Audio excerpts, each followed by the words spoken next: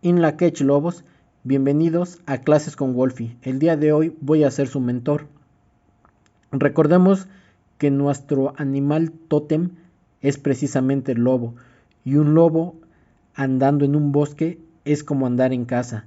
De hecho, es la madre naturaleza en la que anda.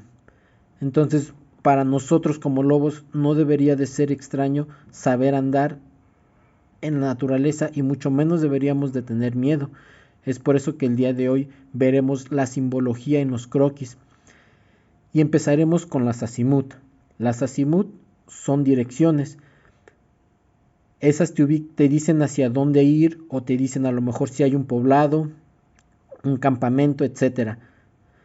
Las azimut pues pueden ser señales muy básicas, dibujas con varias piedras una flecha o a lo mejor tallas en un árbol una flecha, pero también hay azimuts que te indican hacia dónde ir, pero de cierta manera están como ocultas. Muchas veces lo que haces es trozar una rama, a veces cuando normalmente ves algo que no corresponde con la naturaleza y te está indicando alguna dirección o hacia dónde ir, esa es un azimut. Entonces nosotros tenemos que ser muy hábiles. No todas las azimut las pueden entender todas las personas. Por ejemplo, de este lado, aquí si se aprecia ver, hay dos troncos, uno que sostiene al otro. Este te está indicando hacia dónde ir. Y por ejemplo, aquí hay podría ser un pastizal que está como doblado o aplanado, indicando hacia dónde te tienes que dirigir. Ahora pasemos a otro. Este símbolo significa inicio, como cuando tú vas a una carrera, todo tiene un inicio y todo tiene una meta. Entonces, cuando tú veas este símbolo en un croquis, eso quiere decir que desde ahí se inicia la actividad. Ahora, este recuadro implica tiempo. Cuando tú ves un cuadrado con un número adentro, te va a implicar el tiempo que tienes que esperar. Si aquí en vez de 10 fuera 30, pues serían 30 minutos de espera. Si fuera 5, pues serían 5 minutos de espera. Creo que no hay gran complicación con este símbolo. Ahora, de este lado tenemos lo que es la brújula. Hay dos tipos de norte, el norte magnético y el norte cartográfico. El norte magnético es el que apuntan las brújulas. De hecho, Isra nos comentaba que el norte magnético, conforme van pasando los años, el norte magnético se va desviando. De hecho, ahorita si tomáramos una brújula y empezáramos a caminar en línea recta, no nos llevaría a Canadá, al Polo Norte. De hecho, nos llevaría hacia Rusia. Entonces, el norte cartográfico es el que apunta, o sea, en un mapa normalmente el norte cartográfico siempre está arriba, que es a donde vive, pues digamos Santa Claus, que es en Canadá, todo el polo norte. Entonces sí hay diferencia entre el polo norte, entre el norte magnético y el norte cartográfico. El norte cartográfico en un mapa está simplemente hacia arriba, pero ya una brújula te desviaría y te indicaría hacia Rusia. Pasemos a la siguiente diapositiva. Bien, ahora sí, estos son la simbología dentro de la topografía, o sea, dentro de un mapa. Como se podrán cuenta, pues esto es muy fácil. Esto indica una laguna. Básicamente tiene colores azules. Ahora, una laguna temporal no tiene el color azul, pero es bien importante que tiene la forma de un lago, una laguna, pero tiene esas líneas punteadas. ¿Y a qué se refiere con laguna temporal? Muchas veces si vemos esa simbología en un plano y te dice que hay una laguna temporal, pero no la ves, a lo mejor eso es porque estás en época de sequía. Pero si tú vas al monte y te aparece esa simbología y está lloviendo, lo más seguro es que sí llegues a encontrar esa laguna temporal. El siguiente pues es un circulito de color azul y eso significa pozo. El nacimiento de agua pues es bastante fácil, también es un como pozo, pero tiene ramificaciones y esas ramificaciones indican que es un nacimiento de agua. Esto significa pantano, que es un cuadrado con líneas horizontales, pero en cada línea tiene circulitos o tiene puntitos. Eso nos indica la presencia de un pantano. Ahora, ¿cómo se representa un río? Pues es muy fácil. Tiene líneas como si fueran quebradas y son dos, lo que implica que es un río, pero si se dan cuenta no está relleno de color azul como por ejemplo una laguna o un yacimiento de agua. Ahora, este es un terreno de siembra. Ese también es bien importante porque cuando andamos en el, en el bosque y muchas veces nos sentimos perdidos, lo que tenemos que ver es hacia dónde dirigirnos. Y normalmente los terrenos de siembra son los más cercanos a un poblado. Entonces, si quieres llegar a, una, a un pueblo o bajar, tienes que buscar este tipo de simbologías, lo que es el terreno de siembra, porque cerca de allí a fuerza hay civilización. Ahora, este indica lo que es una zona urbana, podría ser ya algo tal vez como un poblado, pero un poquito más grande, quizás una ciudad. Entonces, esto implica zona urbana, que son unos cuadrados con líneas rojas. La siguiente es iglesia. Si se dan cuenta, pues es un cuadrado con una cruz. Pero si tengan en cuenta que aquí, por ejemplo, está relleno. Y la cruz está arriba del cuadrado. El panteón, pues es es un rectángulo, un cuadrado que tiene adentro las cruces. Entre más cruces tenga, pues es indicativo de que es un panteón más grande. A lo mejor si solo tiene una cruz, pues es un panteón pequeño. Y tengan en cuenta que no tiene ningún color el panteón. Ahora la carretera, esta está muy fácil porque son dos líneas paralelas y en el centro tienen una línea más gruesa. Eso indica que es carretera. Y bien importante porque después, más adelante, hay otras que se le parecen, pero no. Ahora, la siguiente pues esta está muy fácil, ¿no? Desde primaria o desde kinder vemos esto y entendemos que esto es una vía del tren. Ahora, la de abajo, ¿qué diferencia hay entre esta y esta? Es este pequeño recuadro. No es cierto, bueno, sí, sí es un recuadro, es un rectángulo. Este pequeño rectángulo color negro indica lo que es una estación de tren. Es como si, por ejemplo, voláramos un dron y le sacáramos foto desde arriba y veríamos eso, que están las vías del tren y al ladito pues está la estación. Entonces es bien importante venga esta simbología junta, quiere decir que es estación de tren. Ahora, este es bien importante, camino pavimentado. El camino pavimentado se diferencia de la carretera. La carretera tiene, como les decía, en el centro una línea gruesa, color negro. Y en este caso, el camino pavimentado carece de esa línea en el centro. Y se diferencian todas estas del sendero. Este es un sendero por el que, por ejemplo, cuando vamos a la Malinche, recuerdan que nosotros vamos vivoreando. No es cierto, vamos en línea recta, agarramos un sendero. Por eso es un sendero de paso que todos utilizan, porque también existe el sendero no explorado y ese se representa con líneas punteadas, a diferencia del sendero que va con simplemente líneas sucesivas, y este sendero va con puntitos, va punteado, punteado, punteado, punteado, punteado. Entonces hay que tener en cuenta estos cuatro para saber interpretar si es una carretera. Por ejemplo, una carretera es la que comunica muchas veces un poblado con otro, entonces son carreteras pues ya más grandes y no solamente es un simple caminito pues que está pavimentado. De hecho, por ejemplo, la de Don Julio para arriba, eso ya vendría siendo un camino pavimentado, y el sendero que lo va atravesando es el que se representaría con estas líneas sucesivas. Ahora, esto es bien importante, la rosa de los vientos. ¿Por qué? Porque eso nos va a indicar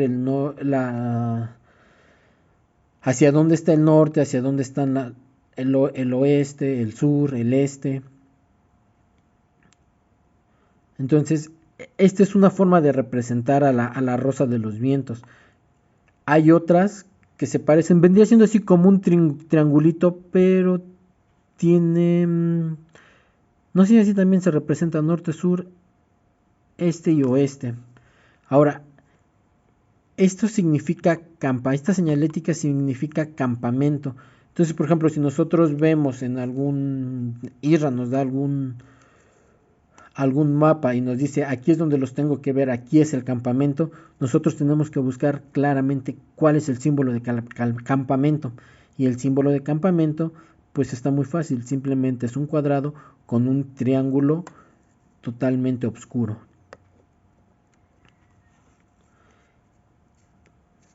Ahora, muchas veces cuando nos dan un mapa es bien importante saber qué escala tiene.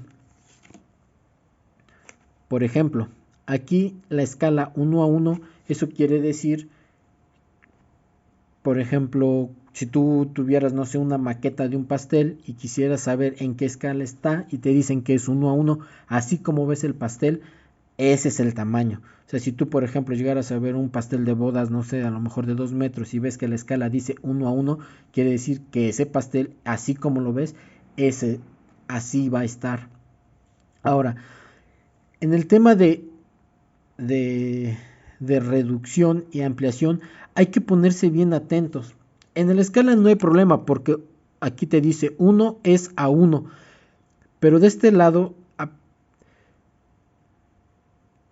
tiene un circulito y este explica lo que es la escala en el mapa. Por eso está representado con un círculo. Y la realidad está implícita con este triangulito. Si se dan cuenta aquí en la reducción, aquí te dice 50. Entonces eso quiere decir que esta es la realidad y esta es la escala. Esto es bien fácil de interpretar.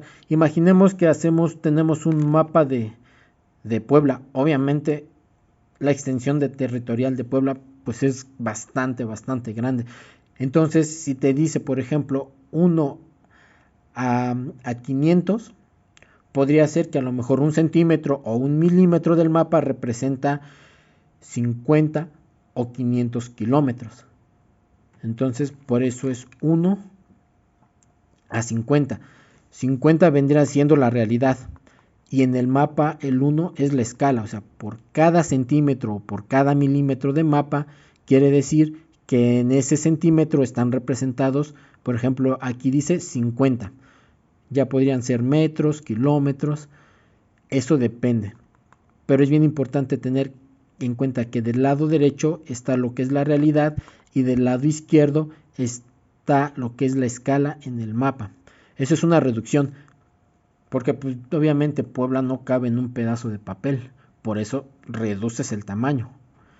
Ahora, por el lado contrario tenemos una ampliación, y eso por ejemplo lo podemos ver cuando hablamos de nanotecnología. En la nanotecnología pues son tan chiquitas las cosas que hablamos a veces de micras, o sea, son muy pequeñitas. Y aquí si se dan cuenta es al revés. Aquí la realidad es superada por la escala. Aquí es 2 a 1.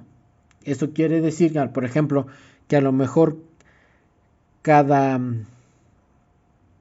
2 centímetros o cada 2 metros representan 1 milímetro. Y por ejemplo, aquí lo podemos ver más detalladamente. Aquí la escala es de 5 y la realidad es de 1. Entonces así se representa. 1, 2, 3, 4 y 5. Aquí vendría siendo 1, 2, 3, 4 y 5. Entonces, cada 5 porciones representarían por a lo mejor 1 centímetro.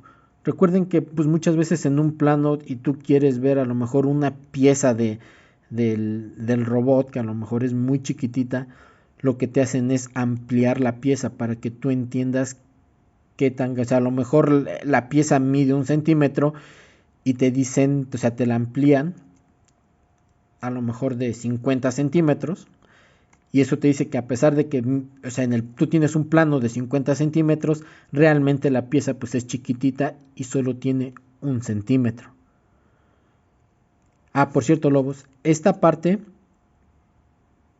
así se representan las escalas en los mapas. De hecho, Skitar nos hizo el favor de llevar un plano, no me acuerdo creo que era de Puebla, pero no me acuerdo exactamente de qué parte de Puebla.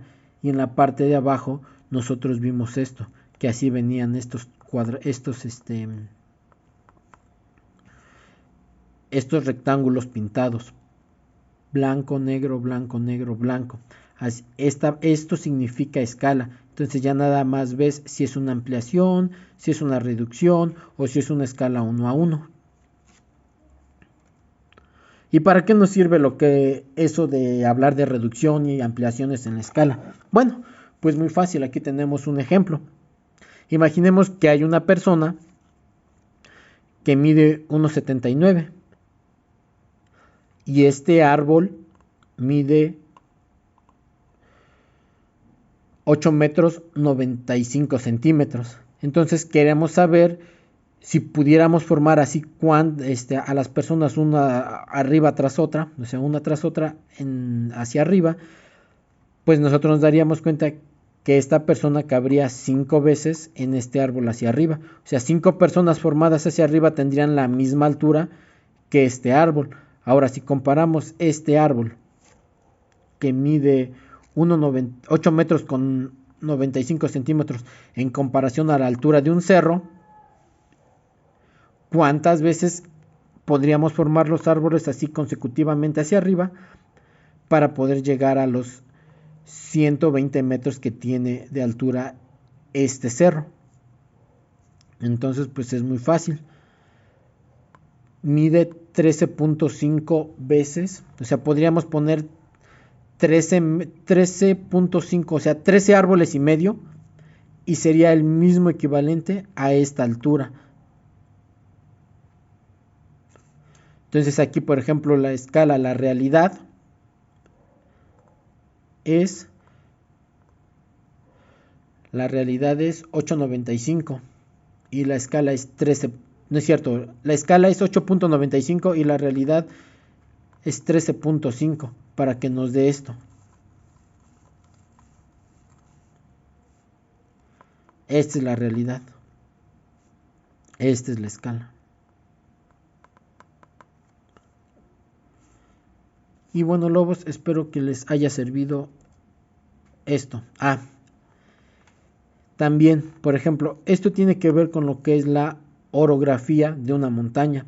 Por ejemplo, si nosotros vemos o sabemos que la montaña mide 1900 metros, o sea, casi 2 kilómetros, y la representamos con estos anillos, nosotros entendemos que pues es donde vamos a empezar, vendría siendo la base. A 450 metros estaría el primer cuarto. Aquí sería la mitad de la montaña. Aquí el tercer cuarto. Y de este lado estaríamos en la cima. Entonces es para saber cuánta distancia uno tendría que recorrer. De hecho, acordémonos, cuando hablábamos de prominencias de una montaña, ocupábamos este tipo de... Nos decía Isra, es que pues tiene casi 2 kilómetros de prominencia. Entonces, o 800 metros de prominencia. Entonces, esto es muy útil para saber y poderlo plasmar dentro de un plano y también para que uno lo pueda interpretar. Y bueno, Lobos, pues me despido.